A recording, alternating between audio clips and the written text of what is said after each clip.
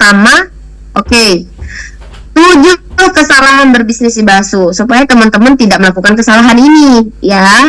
Yang pertama itu adalah nggak tahu marketing plan. Aku tahu marketing plan, tapi aku nggak bisa ngajarin ke memberku. Memberku kalau dijelasin tuh nggak paham. Itu artinya kalian tidak tahu.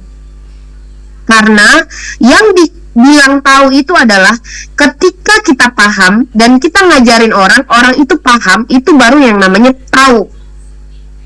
Kalau kita paham, pas kita ngajarin orang lain nggak paham, itu artinya kita nggak tahu. Ya, kita nggak tahu jelasin sampai orang paham. Begitu teman-teman. Jadi harus tahu marketing plan. Jadi kenapa harus paham marketing plan? Jadi ketika kita dibolak-balik, ditanya bagaimana ketahanan perusahaan, apakah yakin Basu ini bisa long life, minimal WD-nya 50.000, murah banget, ketahanan perusahaannya gimana, kenapa RO dipisah, kenapa RO itu nggak digabung aja di silver. Nah, kalau kita nggak tahu marketing plan-nya nih, kita akan apa ya, kenapa ya, kita bingung jawabnya, benar nggak? Jadi closingannya tadi itu yang saya bilang closingan paus, misalnya leader besar di multi level lain, pas nanya itu kita nggak tahu jawabnya IUEO, akhirnya nggak jadi join. Padahal marketing plan kita tuh udah sangat bagus. Ya, itu nanti teman-teman bertanya deh ke leadernya ya. Kesalahan yang kedua adalah tidak menguasai produk ya. Boro-boro gitu ya, tahu tentang produk, make aja enggak. Gimana sih rasanya Royal Appetite? Dia bilang, oh iya rasanya pahit gitu. Padahal rasanya madu, kayak ada anggur-anggurnya manis. Padahal rasanya udah manis ya. Nah, untuk kolesterol minum apa? Untuk asam urat minum apa? Nah, teman-teman harus tahu minimal basicnya aja dulu. Tuh produk komposisinya apa, buat apa. Udah, itu aja dulu yang tahu, yang inti-intinya gitu loh. Ya. Nggak usah paham deh dalamnya itu ada kurkuma apa gitu nama latinnya. Yang penting tahu aja dah di dalam Royal Appetite itu ada pegagan. Pegagan itu bisa meningkatkan kecerdasan otak anak, bisa bikin anak daya tangkapnya lebih bagus. Ya, jadi harus tahu inti-intinya aja. Kopi itu dari apa gitu. Jadi harus tahu ininya, komposisi produk, terus manfaatnya apa aja. Dan kemudian juga harus tahu cara minum, dosisnya gimana. Jangan sampai kita salah kasih tahu orang.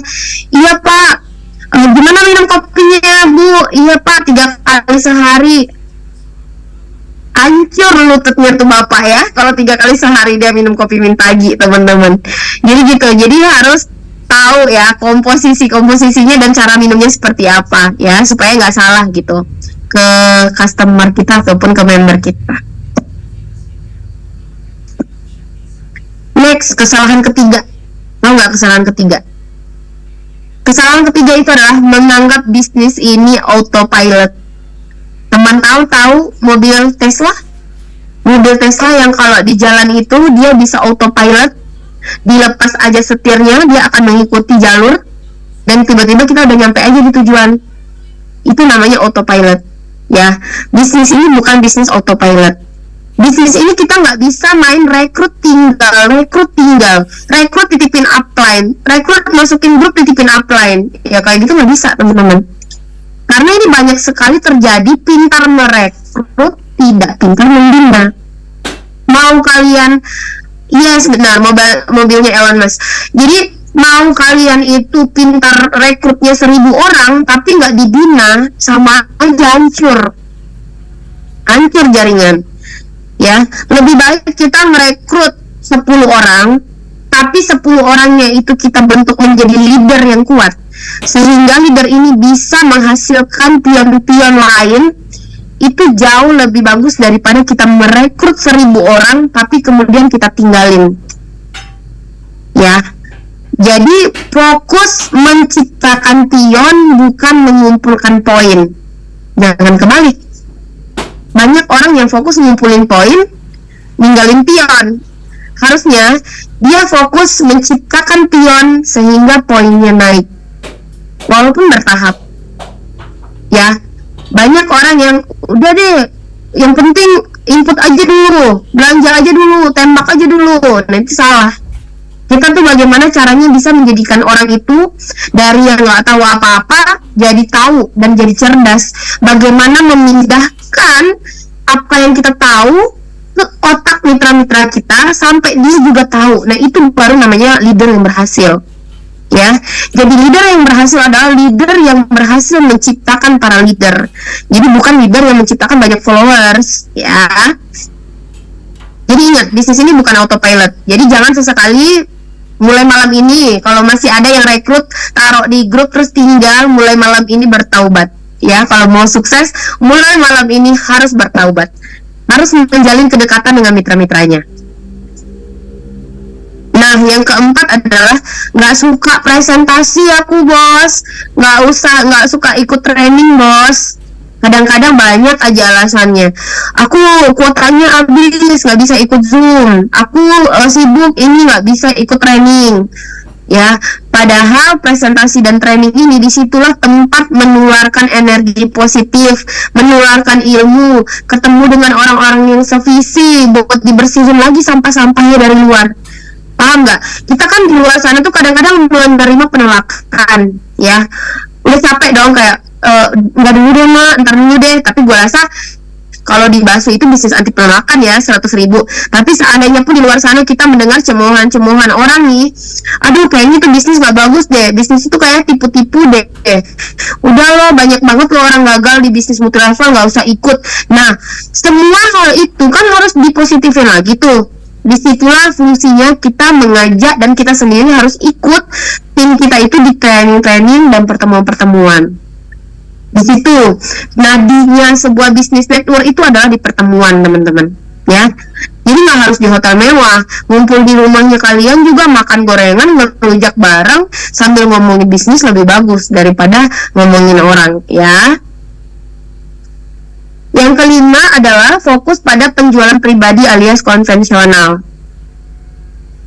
Oke, teman-teman, di sini gini teman-teman. Ketika kita udah gini, banyak orang yang sukses di kerjaannya. Seorang dokter itu bisa menjadi dokter yang sangat sukses ketika dia bangga dengan profesi dokternya. Ya, seorang pengacara sukses seperti Hotman Paris itu dia bangga dengan profesi pengacaranya, sehingga dia tidak menjadi orang yang rata-rata. Paham nggak maksud saya? Nah, ketika kita menjadi seorang bisnis profesional networker, ya, pebisnis jaringan yang profesional, kita harus bangga dulu nih sama pekerjaan MLM itu. Saya kalau ditanyain sama tetangga, Bu, ibu kerjanya apa, Bu? Iya, saya MLM, Bu. MLM-nya di Basu. Jadi, apalagi nih, ada bapak-bapak nih, yang kalau misalnya, Pak, itu kopi apa, Pak? Oh iya, ini kopi Mintagi, bisnisnya istri saya. Nggak mau ngakuin, itu bisnisnya dia. Di mana letak kebanggaannya menjadi seorang pebisnis jaringan? Pebisnis jaringan itu hebat loh, teman-teman. Hebat banget, ya. Dimana yang zaman sekarang modalnya hanya 100.000, 2.100.000 soliter, yang bisa ngasih kita tuh 400 juta dalam waktu 4 bulan. Kalau saya, di mana? Nggak ada. Ya, di luar sana, kalau mau untungnya ratusan juta, modalnya harus miliaran. Nah, di Basu kebalik, modalnya cuma ratusan ribu, dapatnya ratusan juta. Nah, di situ hebatnya, namanya bisnis jaringan ini. Bisnis perkalian, bukan bisnis pertambahan. Ya, jadi kesalahan yang kelima itu dia adalah fokus pada penjualan pribadi, ngecer mulu, ngecer lagi 100.000 dapat 6, dijual 1, 15.000, 20.000. Ya, kalau kayak gitu kapan mau grandmaster nih, coy? Kapan mau 10.000 kiri 10.000 kanannya, udah keburu tipes kita jualan 20.000 paket sendirian, ya nggak? Justru hebatnya Basu itu bisnis jaringannya, dimana ketika kita bekerja jor-joran, saya sampai pernah tanggal 4 sama tanggal 5 Agustus nggak tidur sama sekali, tanya aja tim, nggak tidur sama sekali untuk menjawab prospekan calon member, ya. Itu kalau kita tidak menjalankan bisnis jaringan itu secara jaringan, kita cuma konvensional jual-jual ecer aja, ada saatnya kita merasa jenuh nanti, capek jualan, capek jualan pasti.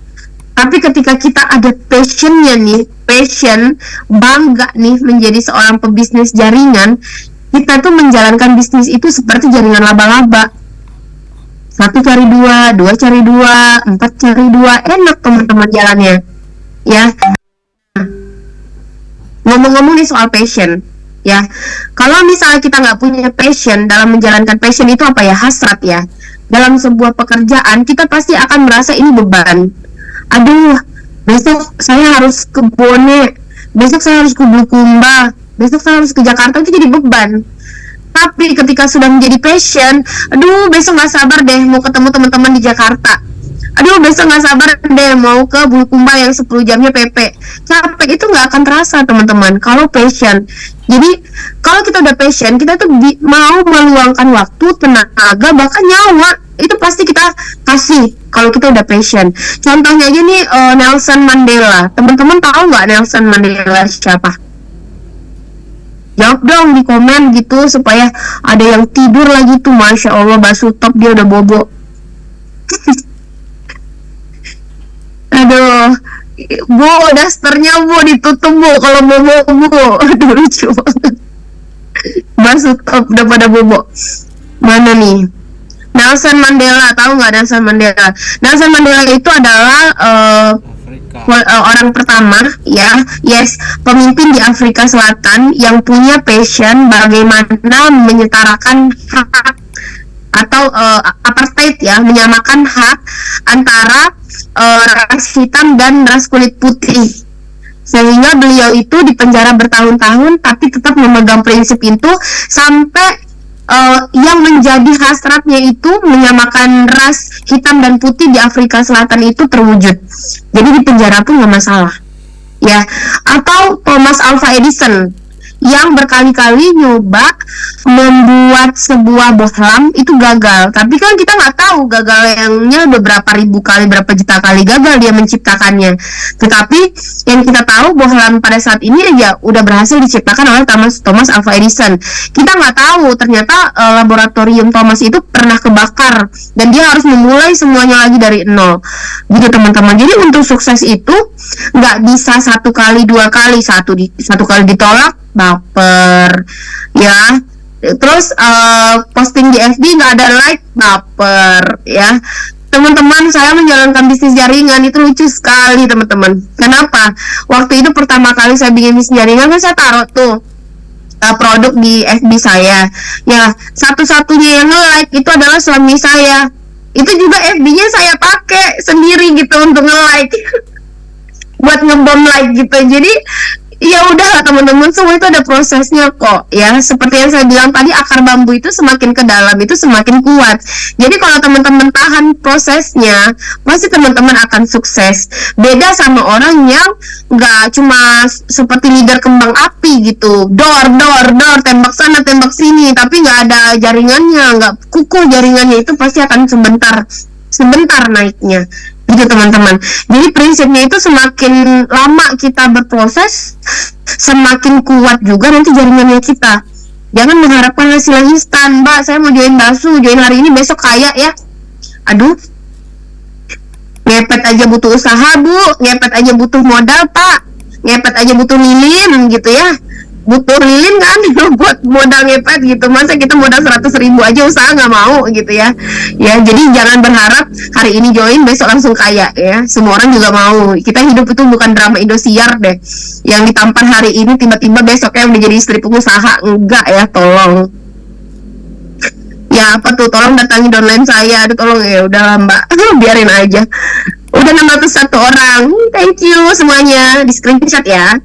Oke, terus selanjutnya yaitu tidak sabar dan tidak konsisten. Ya ini sama aja tadi ya, pengen join hari ini besok langsung kaya raya, besok langsung grandmaster ya, tanpa mau prosesnya. Dia nggak tahu dulu nih proses seorang top leader itu gimana ceritanya di lapangan. Saya tuh betul-betul Kemarin sempat sedih juga, mitra saya pas nganterin produk jatuh dari motor terus patah tangannya. Nah, saya bilang itu bagian dari sukses.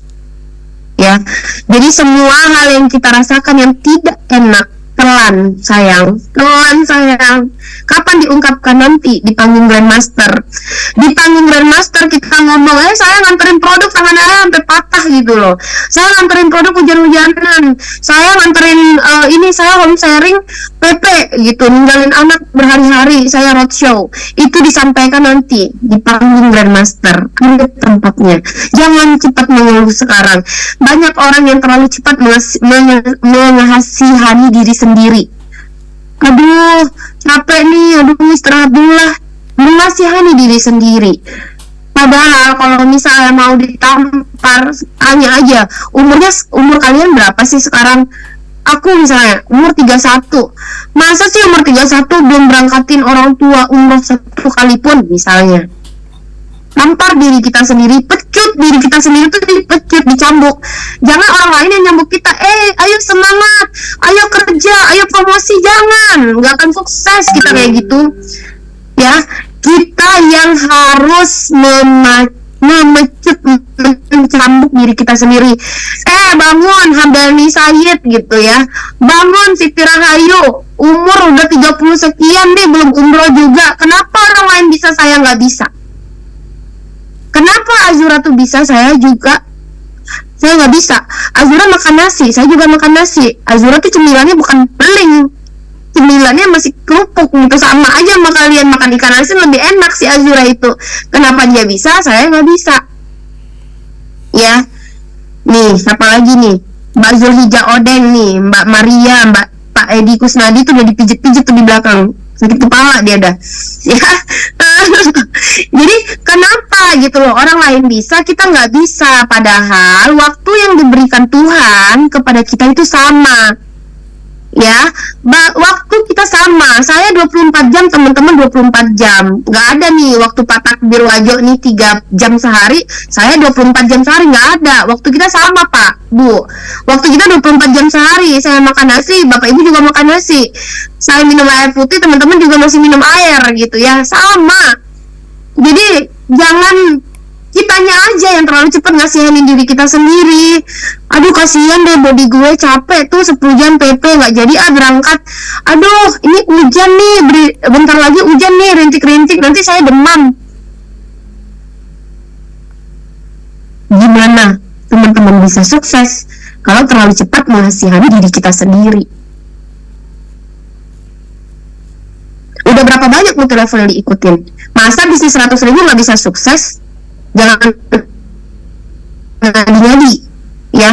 Marketing plan-nya udah bagus, produknya mantap, harganya murah, nggak sukses juga. Berarti bukan salah orang lain teman-teman, salah kitanya yang terlalu malas ya. Salah kitanya yang nggak mau belajar, salah kitanya, bukan salah perusahaan, bukan salah upline, bukan salah downline. Salah kitanya yang terlalu banyak menuntut keluar tapi nggak pernah nuntut ke dalam. Saya gagal karena suami saya tidak mengizinkan. Saya gagal karena anak saya masih kecil, saya nggak bisa keluar rumah. Saya gagal karena si A, si B, si C, dan si D. Padahal saya gagal karena saya yang malas belajar, padahal Zoom-nya udah disiapin tiap malam. Saya gagal karena saya tidak mau belajar, padahal udah dijelasin sama upline ratusan kali, ribuan kali marketing plan-nya apa. Saya gagal karena saya nggak mau membaca. Saya gagal karena saya tidak mau prospek. Saya gagal karena saya, bukan karena upline saya yang tidak menemani saya, bukan karena upline saya nggak nyetok produk buat saya, bukan karena upline saya nggak ngasih promo, bukan karena upline saya nggak ngasih limpahan. Enggak, salahnya saya. Gitu teman-teman ya, kitanya aja ya benar, kitanya perlu dimanja. Ya,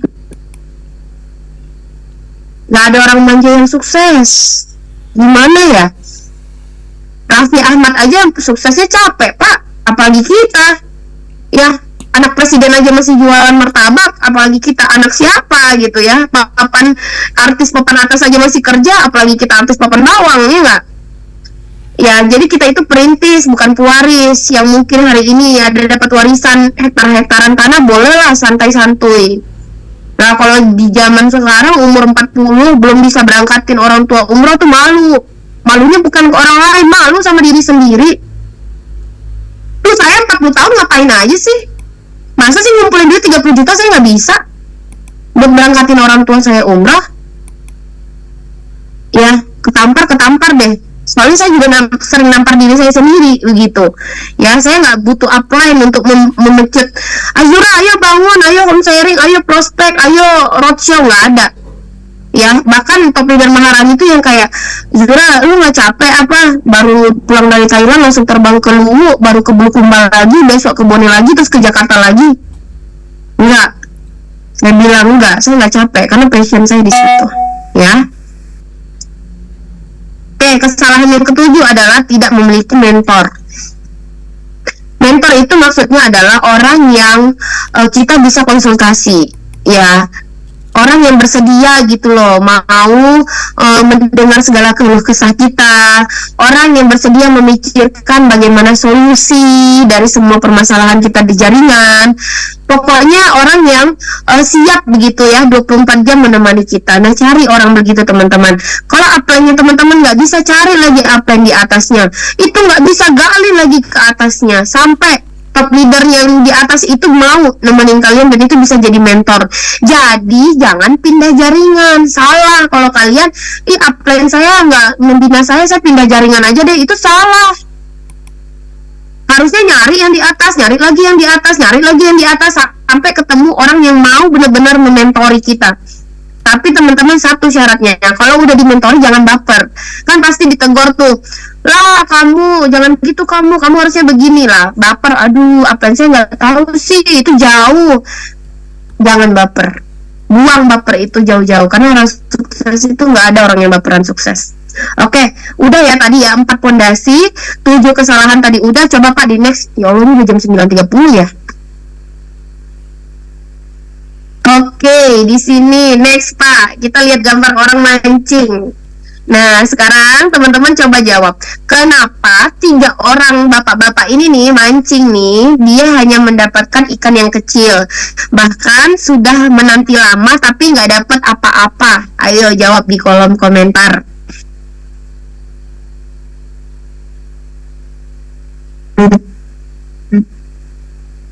Mancingnya di empang. Ada lagi?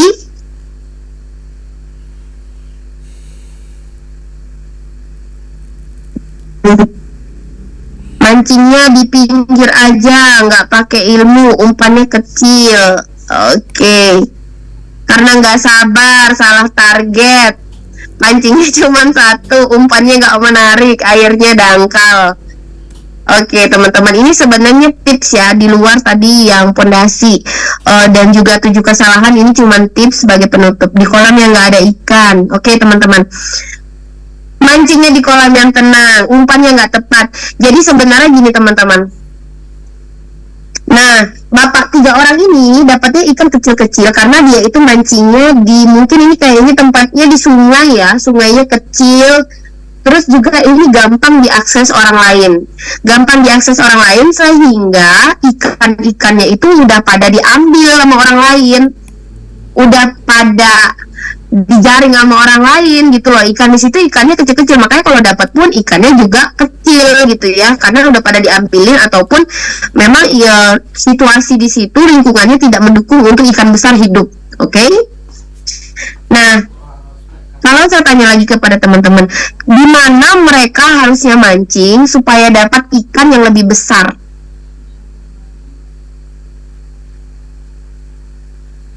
Yuk, jawab di kolom komentar. Di laut. Di laut. Oke, sip, benar ya. Oke Pak, di next Pak. Masya Allah Pak Job. Bolehkah di next slide-nya? Ini lagi dipencet untuk next, tapi belum dipencet. Di laut yang dalam, bener banget ya. Nah nih ada omnya Pak Job tuh, dapat ikan yang gede tuh ya. Nah mereka ini kalau mau dapat ikan-ikan yang gede ya, itu harus berani melaut teman-teman ya. Sepengetahuan saya, melaut itu tidak hanya bisa cuma 1 malam pulang pergi, habis itu paginya balik, nggak seperti itu tuh, ikannya dikit. Tapi kalau mau dapat ikan tuna yang gede-gede tuh, itu harus berhari-hari di laut. Ya, berhari-hari di laut tentunya. Yang tadi satunya bapak-bapak 3 orang itu pakai modalnya cuma umpan yang kecil, ya mungkin cacing-cacing yang didapat di sana aja ya diumpanin terus berharap dapat ikan yang besar, itu tidak mungkin. Jadi kalau teman-teman sama halnya di bisnis jaringan, paham ya? Maksud saya, yes, resikonya juga benar. Kalau yang tadi nggak ada resiko, mancing-mancing pinggir sungai aja nggak ada resiko. Tapi kalau misalnya di laut itu ombaknya gede, belum badainya, belum lagi yang lain-lain, resikonya besar teman-teman. Karena di tengah samudra, di tengah laut. Jadi gitu teman-teman. Kalau kita ingin mendapatkan ikan yang besar dan ikan yang banyak, harus berani cari tempat atau kolam yang juga punya banyak ikan, dan teman-teman harus memodali itu, ya. Jadi modal itu tidak hanya stok produk, no, ya. Tiket pesawat kita ke sana kemari, biaya bus kita ke sana kemari, roadshow, bensin dan segala macam, nginep di hotel segala macam, itu adalah modal kita. Kalau teman-teman berani memodali itu, teman-teman berani ngambil resiko itu, berani keluar dari zona nyaman, roadshow, saya sangat yakin, teman-teman udah jadi master 5 bulan, 4 bulan aja di Basu. Kenapa? Karena itu hal yang pertama saya lakukan. Mungkin teman-teman lihat tadi video edifikasi itu, di bulan pertama Agustus itu saya udah terbang dari Sulawesi ke Riau. Itu saya bikin acara di 2 tempat, itu di Pekanbaru dan di Rokan Hilir. Itu benar-benar pulangnya itu kita pesawat itu transit 2 kali ya. Jadi aku ke Kuala Lumpur dulu, ketemu orang tua, baru lanjut ke Riau. Itu kan tiket pesawatnya juga lumayan, hotel juga lumayan. Saya itu nggak hanya di Pekanbaru, malah ke kampungnya lagi di Rokan Hilir itu. Pulangnya itu mobil kita tuh hampir kepleset berapa kali karena hujan keras dan petir nyambar-nyambar. Jadi gitu teman-teman, kalau mau menghadapi resiko yang besar, mau memodali sesuatu itu, ya ke laut lepas harus ada kapal loh, nggak bisa pakai sampan-sampan kecil. Jadi harus ada modal dan harus berani ngambil resiko, baru jaringannya akan bisa berkembang atau besar. Oke, kita next part. Jika ingin mendapatkan ikan yang banyak dan besar-besar, harus berani memodali kapal dan mau mengambil resiko ke laut. Yes, tadi saya sudah katakan. Oke, next. Jadi teman-teman, Basu itu masih sangat baru, ya. Grand launching aja belum, grand launching aja bulan Desember. So make your friend every day. Yang perlu teman-teman tahu, bangganya kita nih sebagai penduduk Indonesia, jika diukur nih Sabang sampai Merauke, ya, itu sama luasnya dengan satu benua Eropa. Bedanya apa? Kalau di benua Eropa, kita ke setiap negara itu kita harus pakai paspor, ya, harus cek paspor, ya. Misalnya dari Jerman ke Belanda harus cek paspor, Belanda ke Bulgaria harus cek paspor, ke Austria harus cek paspor. Nah, luar biasanya Indonesia yang segede ini, dari Sabang sampai Merauke, kita bisa kemana-mana tanpa cek paspor, ya. Ya, bener ya, luar biasa kan kita yang tinggal di Indonesia. Mama saya dan ayah saya warga negara Malaysia. Jumlah penduduk warga negara Malaysia itu semuanya ya nih ya, satu Malaysia nih ya, satu Malaysia itu dibandingkan satu Jawa Timur kalah teman-teman, kalah. Makanya banyakin bermain itu yang banyak penduduknya juga seperti Pulau Jawa, itu pasti banyak closingan karena banyak manusianya, ya, banyak manusianya di situ. Gitu teman-teman. Jadi make your friends every day. Next, karena penduduk Indonesia di tahun 2023 tercatat sebanyak 278,8 juta jiwa. Jadi banyak banget. Ya, bayangin nggak usah 10%, 1% aja masuk di jaringannya kita, itu udah berapa? Udah 2 juta orang. Ya, jadi fokus aja memperbesar jaringan, memperbanyak teman. Oke, udah mau jam segini,